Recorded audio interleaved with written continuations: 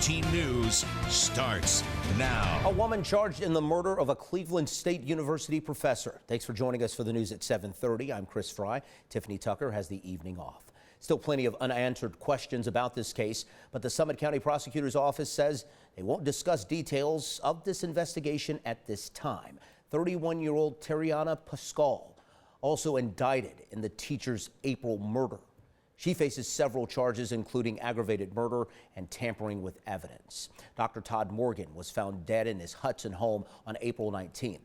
Officers went to perform a welfare check and found him with multiple gunshot wounds. Morgan was a professor at CSU's Ahuja College of Business. No date set for when Pascal will be in court. Hudson police say the shooting was an isolated incident. Of course, we'll keep an eye out on when Pascal will face a judge for this arraignment.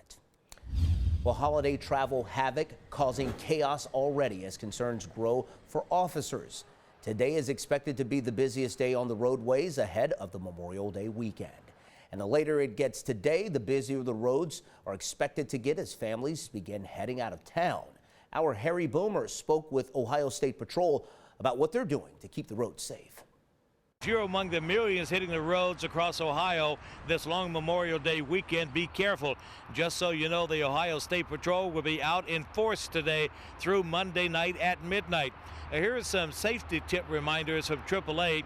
Buckle up, don't speed, and remember, drinking and driving are often deadly. Last Memorial Day weekend, 18 people were killed in 15 crashes. Distracted driving, drowsy driving, and lousy driving are dangerous too. Make your intentions clear, use your turn signals, and using the wrong finger can get you killed in a road rage incident. Avoid that. Our roads are called interstates, not raceways. Be patient, be courteous, and it's better to get to your destination late better than not at all. Those riding motorcycles also have a right to the road too. Here's the sobering fact. Half of the 8 motorcyclists who died in crashes last year over the holiday weekend were not wearing helmets. We all know these tips, but they don't work if we don't use them. Sergeant Bridget Matt of the Ohio State Patrol echoes those thoughts. So we're asking people to allow extra time when they're on the roadways for patience and to obey the speed limit. We're also encouraging all motorists to put down the distractions and find a designated driver, a sober ride if you're planning on partaking in the holidays. If over this weekend while you're traveling you see what you believe to be an impaired driver or someone reckless driving, please dial pound 677 if you're able to do so safely, and we'll get a trooper out to you to investigate. It only takes one driver making a bad decision that can cause havoc on the roadways, maybe deadly or tie up traffic for hours. You want to avoid that. Please be careful and enjoy your Memorial Day weekend. On I-480 in Brook Park, I'm Harry Boomer, 19 News. Now your 19 First Alert forecast, certified most accurate since 2004. All right, we say good evening to meteorologist Samantha Roberts. And you just heard Harry's story about a lot of people getting on the roadways. Thankfully, they won't be battling any rain or snow. No. Let's hope that's not the case. A lot of people driving in clear conditions. Sun. Yeah, it's gorgeous. Good weather. Glare. That's the only thing they'll have to worry about. That's the biggest problem. Yes. That, and maybe you have to turn the AC on for the first time I like this year. riding with my AC off if it's a nice day. Windows down. Yeah. Yeah, that's really nice. And this is good weather for it. Good air quality, low humidity, really nice weather getting into Memorial Day weekend. If you have outdoor plans this weekend, Mother Nature is going to cooperate with highs in the low 70s Saturday and Sunday. Upper 70s on Monday. That's our warmest day of the holiday weekend. And dry conditions with partly to mostly sunny skies. Speaking of beautiful weather, today was stunning. A little cooler than average. We're at 64 at Hopkins, 60 downtown. It's still a little breezy. I do expect the winds to back off overnight, and we are completely dry on the First Alert Doppler network. No showers, no thunderstorms, and as Chris just mentioned, no snow, right? It is really nice out there. We're going to be dry for your evening plans. A little warmer tonight, mid to upper 40s, so no frost either. Coolest night tonight for quite some time. We're going to be in the 50s and even in the 60s in the evenings all the way into next week. Speaking of next week, we're talking heat wave. That's coming up at 7:45. Come to Clean Express Carnegie. Somebody socked his net off. What city?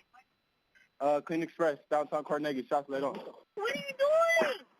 Stay in the car. Cleveland Police, this is 911 emergency. You need police, ambulance, or fire. Ambulance and police. New 911 calls in the deadly shooting of a 40-year-old man at a Cleveland car wash. Tonight, a $5,000 reward now being offered for information leading to arrest of those shooters. David McCrae was killed at the Clean Express Auto Wash. That's on Carnegie Avenue. Police say he was vacuuming his car when two men shot at him at least a dozen times. If you know something, call police. Once again, a $5,000 reward is being offered. Call Crime Stoppers at 216-623-5464. And remember, any and all tips will remain anonymous. A teenager rushed to the hospital after a car collides with a train. This is in Cleveland's Tremont neighborhood, right near Clark Avenue.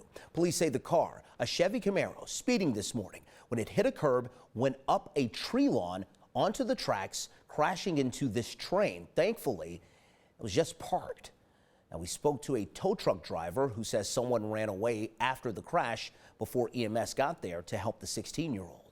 A couple people were speeding, lost control of their car, wrecked into the train, and then fled on foot.